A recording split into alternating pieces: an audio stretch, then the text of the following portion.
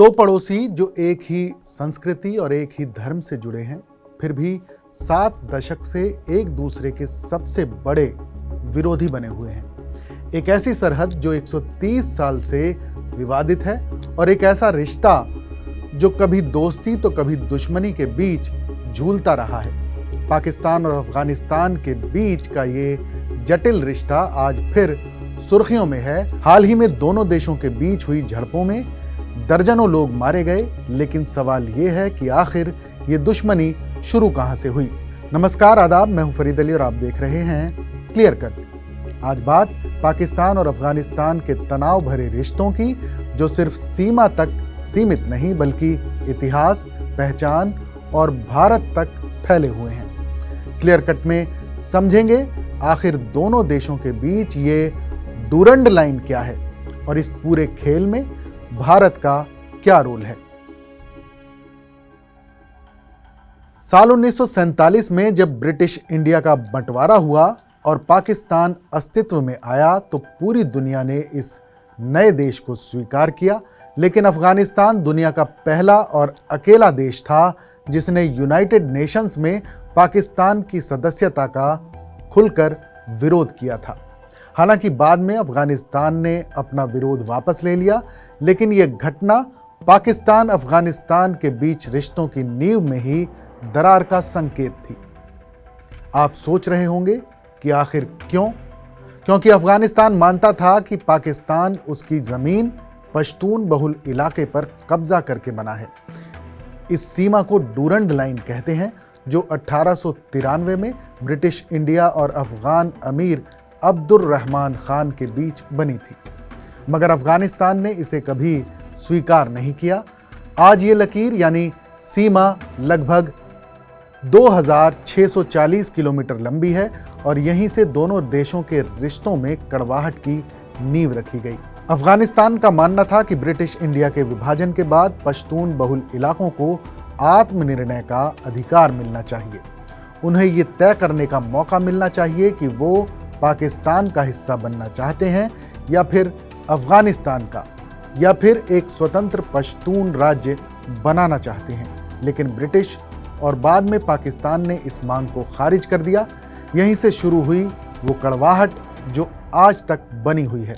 आज इन दोनों देशों के बीच सीमा पर जो गोलीबारी होती है वो दरअसल सिर्फ सीमाओं की नहीं बल्कि भरोसे की जंग है।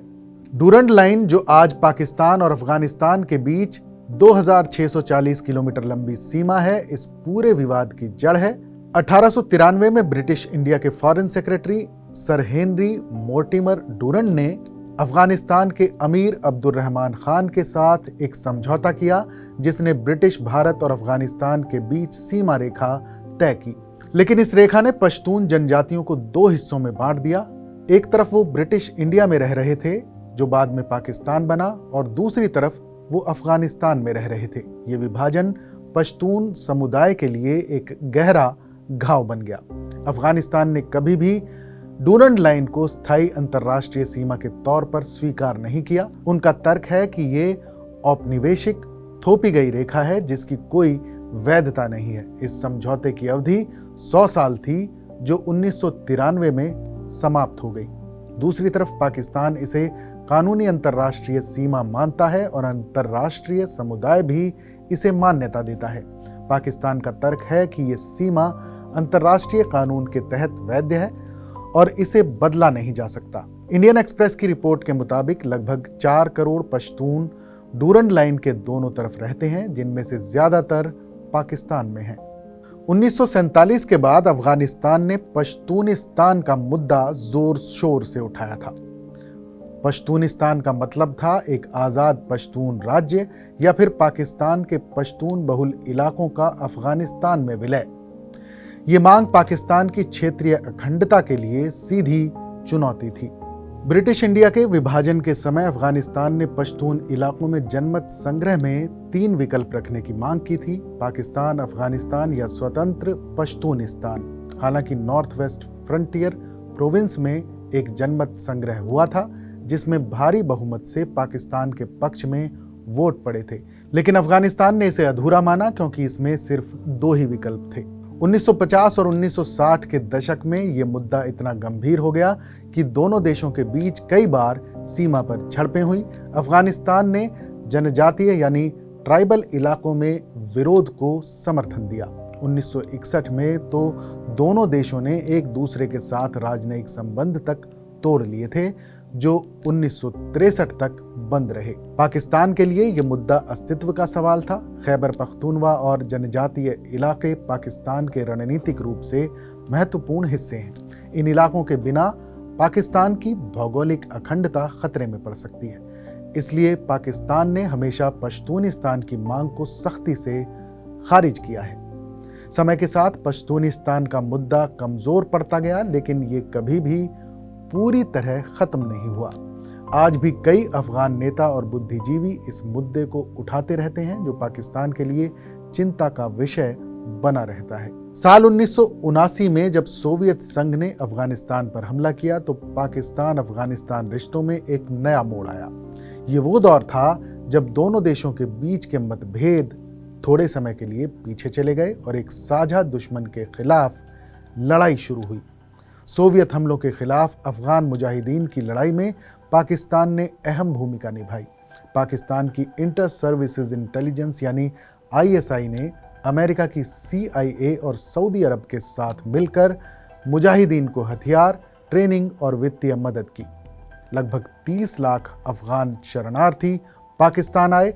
पाकिस्तान ने उन्हें शरण दी और उनके लिए रिफ्यूजी कैंप बनाए। ये दुनिया का सबसे बड़ा रिफ्यूजी क्राइसिस था। पाकिस्तान ने इस बोझ को उठाया, हालांकि इसके अपने राजनीतिक और रणनीतिक कारण थे। पाकिस्तान के लिए ये एक मौका था अपनी रणनीतिक गहराई यानी स्ट्रेटेजिक डेप्थ बढ़ाने का।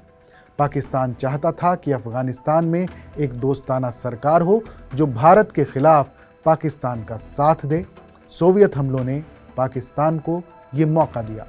1989 में जब सोवियत फौजें अफगानिस्तान से वापस चली गईं तो ये पाकिस्तान की एक बड़ी कूटनीतिक और रणनीतिक जीत मानी गई, लेकिन इस जीत की कीमत भी बहुत भारी थी। अफगानिस्तान में शुरू हुई कट्टरपंथ और हथियारों की संस्कृति फिर पाकिस्तान में भी फैल गई। तालिबान का उदय और पाकिस्तान का समर्थन। सोवियत वापसी के बाद अफगानिस्तान में गृह युद्ध शुरू हो गया। कई मुजाहिदीन गुट आपस में लड़ने लगे। इस अराजकता के बीच 1994 में तालिबान का उदय हुआ और पाकिस्तान ने उन्हें खुला समर्थन दिया। तालिबान ज्यादातर पश्तून थे और उन्होंने पाकिस्तान के मदरसों में शिक्षा हासिल की थी। पाकिस्तान की ISI ने तालिबान को मिलिट्री और सैन्य सहायता प्रदान की। 1996 तक तालिबान ने काबुल पर कब्जा कर लिया और अफगानिस्तान के 90% हिस्से पर कंट्रोल हासिल कर लिया। पाकिस्तान के लिए तालिबान की सरकार एक बड़ी कामयाबी थी, लेकिन तालिबान के शासन ने अफगानिस्तान को एक अंतर्राष्ट्रीय अछूत राज्य यानी पेरिया स्टेट बना दिया। उनकी कट्टरपंथी नीतियों, महिलाओं के अधिकारों के हनन और बामियान बुद्धा की मूर्तियों को नष्ट करने जैसे कारनामों ने पूरी दुनिया को नाराज कर दिया। सबसे बड़ी परेशानी तब आई जब तालिबान ने अल-कायदा और ओसामा बिन लादेन को शरण दी। 9/11 के हमलों के बाद जब अमेरिका ने अफगानिस्तान पर हमला किया तो पाकिस्तान को एक मुश्किल चुनाव करना पड़ा। पाकिस्तान ने अमेरिका का साथ दिया, लेकिन ये एक डबल गेम की शुरुआत थी। एक तरफ पाकिस्तान ने अमेरिका को अफगानिस्तान में मिलिट्री बेस और लॉजिस्टिकल सपोर्ट दिया, दूसरी तरफ तालिबान के कई नेताओं को पाकिस्तान में शरण मिली। साल 2001 से 2021 तक अमेरिका की अफगानिस्तान में मौजूदगी ने पाक अफगान रिश्तों में एक नया आयाम जोड़ दिया। अफगान सरकार जो अमेरिका के समर्थन से बनी थी, पाकिस्तान पर लगातार आरोप लगाती रही कि वो तालिबान को सपोर्ट कर रहा है। राष्ट्रपति हामिद करजई और बाद में अशरफ गनी ने कई बार पाकिस्तान पर आरोप लगाए कि क्वेटा और पेशावर में तालिबान के सेफ हेवन्स हैं। उन्होंने कहा कि पाकिस्तान की ISI तालिबान को फंडिंग, ट्रेनिंग और हथियार दे रही है। 2011 में जब ओसामा बिन लादेन पाकिस्तान के एबटाबाद में मारा गया तो ये पाकिस्तान के लिए एक बड़ा अंतर्राष्ट्रीय शर्मिंदगी का कारण बना। दुनिया भर में सवाल उठे कि क्या पाकिस्तान सच में आतंकवाद के खिलाफ लड़ रहा है या उसे सपोर्ट कर रहा है। इसी दौरान एक नई समस्या उभरी, तहरीक-ए-तालिबान पाकिस्तान यानी टीटीपी। ये संगठन पाकिस्तान में आतंकवाद फैलाने लगा। टीटीपी को अफगानिस्तान में शरण मिली और अब पाकिस्तान को भी वही शिकायत थी जो अफगानिस्तान को थी कि पड़ोसी देश आतंकवादियों को शरण दे रहा है। साल 2014 में पेशावर के आर्मी पब्लिक स्कूल पर टीटीपी के हमले में 149 लोग मारे गए, जिनमें ज्यादातर बच्चे थे। पाकिस्तान ने आरोप लगाया कि टीटीपी के लीडर अफगानिस्तान में छिपे हुए हैं और अफगानिस्तान इंटेलिजेंस उन्हें सपोर्ट कर रही है। पाक अफगान रिश्तों को समझने के लिए भारत के रोल को समझना भी बेहद जरूरी है। भारत ने हमेशा अफगानिस्तान के साथ दोस्ताना रिश्ते बनाए रखे हैं और ये पाकिस्तान के लिए चिंता का विषय रहा है। साल 2001 के बाद जब अमेरिका ने अफगानिस्तान में इंटरवेंशन किया तो भारत ने इस मौके का पूरा फायदा उठाया। भारत ने अफगानिस्तान के रिकंस्ट्रक्शन में बड़ी भूमिका निभाई और लगभग $3 बिलियन की आर्थिक सहायता दी। भारत ने अफगानिस्तान में सड़कें, डैम, पार्लियामेंट बिल्डिंग और सलमा डैम जैसे अहम इंफ्रास्ट्रक्चर प्रोजेक्ट्स बनाए। भारतीय कंपनियों ने वहां बिजनेस किया और हजारों अफगान स्टूडेंट्स को भारत में स्कॉलरशिप दी गई। ये सॉफ्ट पावर डिप्लोमेसी का एक शानदार उदाहरण था। लेकिन पाकिस्तान का मानना था कि भारत अफगानिस्तान में अपनी मौजूदगी बढ़ाकर पाकिस्तान को दो तरफ से घेरने की कोशिश कर रहा है। पाकिस्तान की सिक्योरिटी एस्टेब्लिशमेंट ने इसे स्ट्रेटेजिक एनसर्कलमेंट कहा। इंडियन एक्सप्रेस की रिपोर्ट के मुताबिक पाकिस्तान का आरोप था कि Bharat Afghan intelligence agency NDS के साथ मिलकर बलूचिस्तान में अलगाववादी आंदोलनों को सपोर्ट कर रहा है। भारत और अफगानिस्तान के बीच स्ट्रेटेजिक पार्टनरशिप एग्रीमेंट भी हुआ। अफगान सिक्योरिटी फोर्सेस को भारत ने ट्रेनिंग दी। ये सब पाकिस्तान के लिए अनएक्सेप्टेबल था। साल 2017 में भारत ने अफगानिस्तान पाकिस्तान इंडिया डायलॉग की बात की, लेकिन पाकिस्तान ने इसे खारिज कर दिया। पाकिस्तान का कहना था कि कश्मीर इशू को रिजॉल्व किए बिना कोई डायलॉग नहीं हो सकता। इकोनॉमिक क्राइसिस और ह्यूमैनिटेरियन डिजास्टर। साल 2021 में तालिबान की वापसी के बाद अफगानिस्तान में एक भयानक ह्यूमैनिटेरियन क्राइसिस शुरू हुआ। इंटरनेशनल कम्युनिटी ने अफगानिस्तान को फाइनेंशियल एड देना बंद कर दिया। अफगान संपत्तियों को फ्रीज कर दिया गया। इकोनॉमिक कोलैप्स हो गया। आज अफगानिस्तान में लगभग 90% लोग पॉवर्टी लाइन से नीचे जी रहे हैं। फूड सिक्योरिटी एक बड़ा संकट बन गया है। लाखों अफगान भूखमरी का सामना कर रहे हैं। हेल्थ केयर सिस्टम लगभग ठप हो गया है। तालिबान के दोबारा सत्ता में आने के बाद डबल गेम का नुकसान पाकिस्तान को खुद भी झेलना पड़ रहा है। तालिबान अब टीटीपी को नहीं रोक रहा, बल्कि पाकिस्तान के खिलाफ बयानबाजी तक करने लगा है। डूरंड लाइन पर हालिया टकराव, नक्शे की लकीर या बारूद की दीवार।